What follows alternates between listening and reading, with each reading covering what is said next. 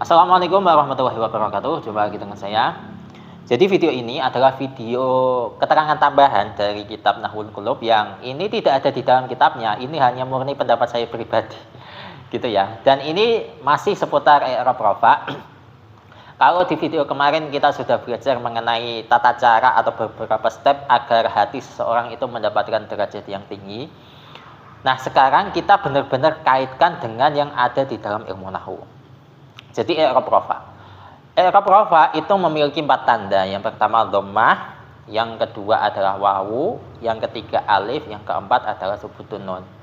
Ya. Nah, dhammah ini ada di 4 tempat kalau nggak salah. Yang pertama isim mufrad, yang kedua adalah jamak muannats salim, yang ketiga jamak taksir, dan yang keempat adalah fi'il mudhari' yang shahihul akhir. Nah, gitu. Sekarang kita kaitkan coba dengan kehidupan sehari-hari.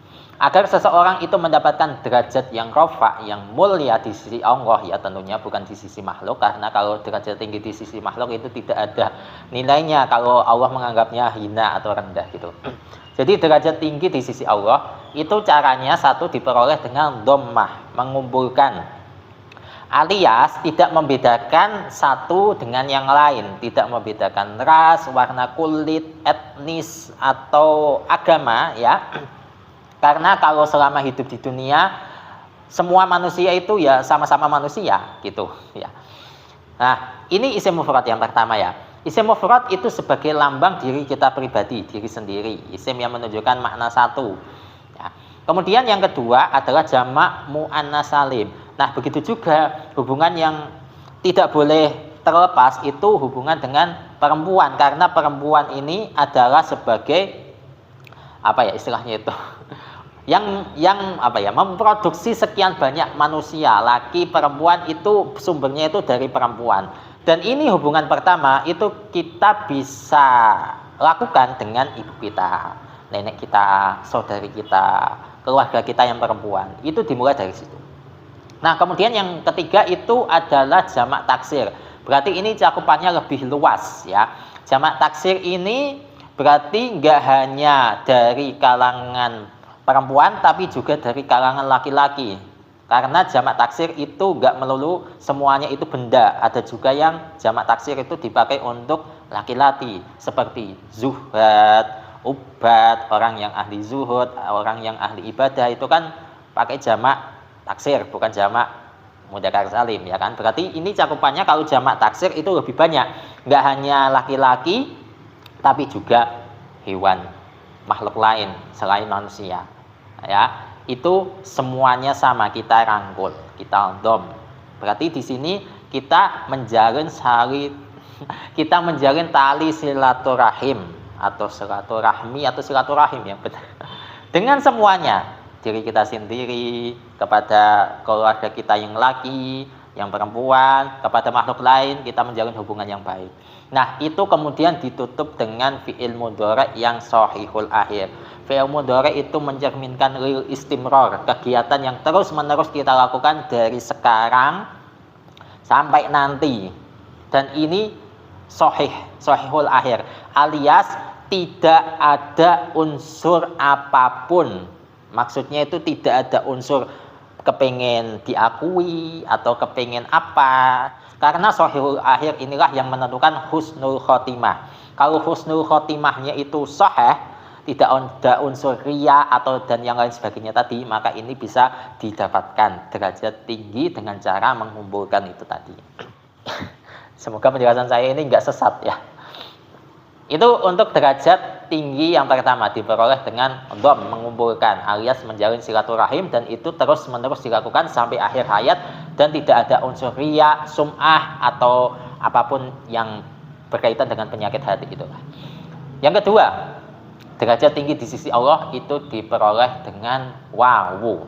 Nah, wawu ini kalau dalam ilmu nahwu itu ada pada tempat diantaranya adalah jamak mudzakkar salim serta asma khamsah. Ya, itu saja kan, ya. Nah, wawu ini adalah simbol fleksibilitas, alias dia bisa menjangkau seluruh elemen. Jadi, wawu ini saya ibaratkan seperti nur, cahaya. Nur itu menjadi mulia karena nur itu ada wawunya. dan nur ini bisa dinikmati oleh seluruh kalangan dan tidak menyakitkan. Berbeda dengan nar, ya api. Padahal cuma beda alif sama wawu. Kalau nar, api, ini nggak ada wawunya, adanya itu cuma alif, itu bisanya membakar. Ya, karena dia tidak bisa menjangkau seluruh elemen, dia menganggap dirinya mulia, mengadu kepada Allah, sehingga yang paling tepat itu memang wawu, jadi nur. Nah, begitu juga dengan kalimat-kalimat yang ada wawunya. Di antaranya adalah jamak mudzakkar salim serta asma khamsah. Ini adalah bentuk orang tadi itu bisa menjangkau seluruh elemen. Yang pertama, jamak mudzakkar salim, berarti fleksibilitas orang yang ingin derajatnya tinggi di sisi Allah itu harus menjangkau orang-orang yang mudzakkar, laki-laki. Ini saya ibaratkan sebagai tokoh masyarakat. Ya, menjangkau tokoh masyarakat yang laki-laki, ataupun kalau enggak tokoh masyarakat bisa cendekiawan, ya, cendekiawan orang laki-laki itu. Nah, kemudian setelah itu kita juga jangan lupa yang asma khamsah. Asma khamsah ini terdiri dari abun, akhun, hamun, fudu. Yang hanu enggak saya hitung ya, yang asma sita. Saya ngitungnya asma khamsah saja. Yang pertama itu adalah abun, akhun, hamun. Nah, ini adalah dari anggota keluarga kita dan semuanya laki-laki. Abun bapak, akhun saudara, hamun itu kalau nggak salah artinya apa saya lupa. Pokok ini juga anggota keluarga kita yang laki-laki. Nah, ini dijangkau dengan wawu itu tadi, bentuk fleksibilitas ini lebih ke ilmiah ya. Jadi bentuk apa? Pakai akal. Jadi komunikasi pakai akal, bukan pakai perasaan. Makanya di sini yang dilibatkan itu laki-laki semua. Dan ini ya sebagai bukti ini pakai logikanya itu ditutup dengan fudu. Fu itu artinya mulut. Nah, ya kan mulut kan. Kemudian du bermakna sohib, orang yang memiliki. Sehingga di sini saya artikan itu tadi wawu sebagai bentuk fleksibilitas orang bisa menjangkau seluruh pelosok elemen. Cuman yang dilibatkan di sini adalah orang-orang laki-laki semua. Jamak mudzakkar salim, kemudian abun, akhun, hamun ya. Caranya itu dengan fu serta du, dengan mulut dan du, bermakna sohib itu tadi. Yang dia miliki apa? Ilmu, curahkan ilmu. Yang dia miliki apa? Harta, curahkan harta. Nah, itu adalah yang derajat tinggi di sisi Allah diperoleh dengan wawu, yakni dengan fleksibilitas itu tadi. Kemudian derajat tinggi di sisi Allah yang ketiga diperoleh dengan cara alif. Alif yang saya jelaskan di sini itu beda dengan alif yang ada pada nar itu tadi ya. Karena alif yang ada di sini itu hanya terdapat pada satu tempat, yaitu isim tasniyah. Nah, isim tasniyah ini saya ibaratkan adalah hubungan seseorang dengan Allah. Cuma dua pihak ini saja. Makanya disebut tasniyah, dua.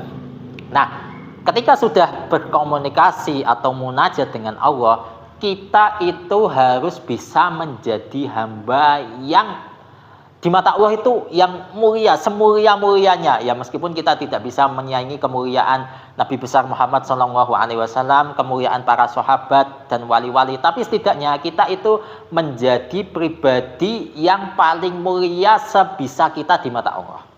Makanya ditandai dengan alif.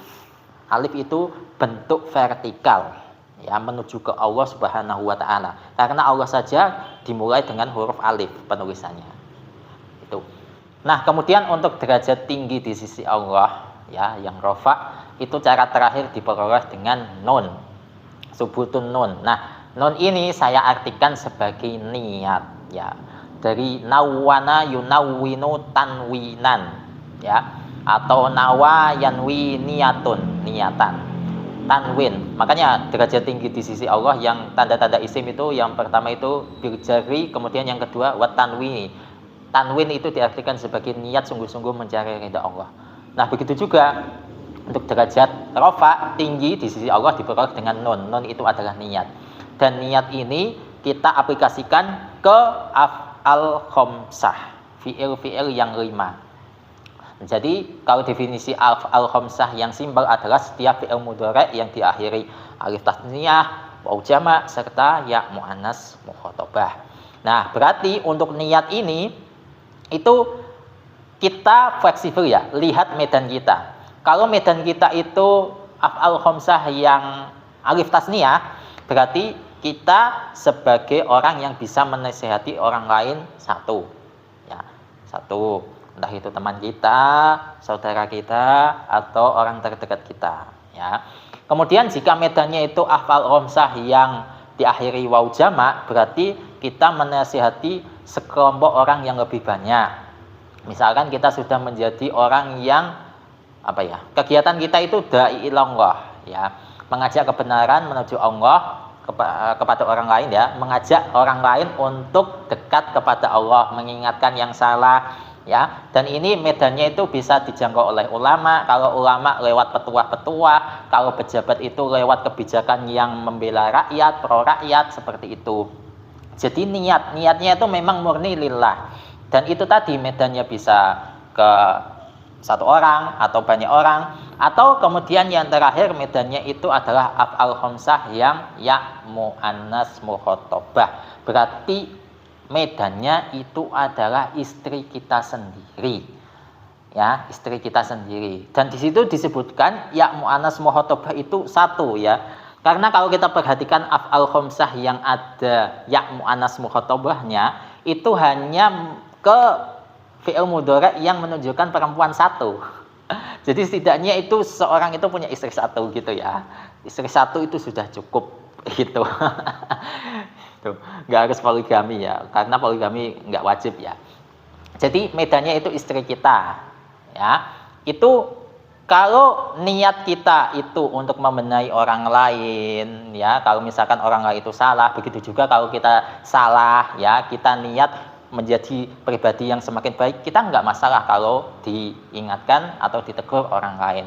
Begitu juga untuk kalau misalkan medannya itu jamak, ya, maka kalau ada ulama atau pejabat yang itu mendapatkan masukan dari jamaahnya atau dari rakyatnya mengenai untuk memperbaiki yang ini itu nggak masalah gitu. Nah, begitu juga untuk istri kita. Kalau istri kita itu membenahi kita, kalau dirasa kita sebagai kepala keluarga itu ada yang salah, ya, nggak sesuai dengan aturan Allah dan Rasulnya, kita diingatkan, itu nggak masalah. Karena niat kita itu tadi ya, niat yang benar-benar mencari ridha Allah, bukan niat untuk dibangga-banggakan oleh orang lain, kita dielu-elukan orang lain, itu enggak. Nah, jadi seperti itu kurang lebihnya mengenai tanda-tanda i'rab rafa, tanda-tanda seseorang itu mendapatkan derajat tinggi di sisi Allah. Jadi semoga ini bermanfaat, dan ini tidak ada di kitab apapun, ini hanya murni pendapat saya. Kalau misalkan apa yang saya sampaikan ini tidak bermanfaat, ya nggak usah disampaikan ke orang lain. Tapi jika dirasa apa yang saya sampaikan ini bermanfaat, semoga saya nggak mengharapkan apa-apa. Intinya semoga itu tadi itu memberikan manfaat, gitu saja. Wallahu a'lam bishawab. Sampai jumpa di video selanjutnya. Wassalamualaikum warahmatullahi wabarakatuh.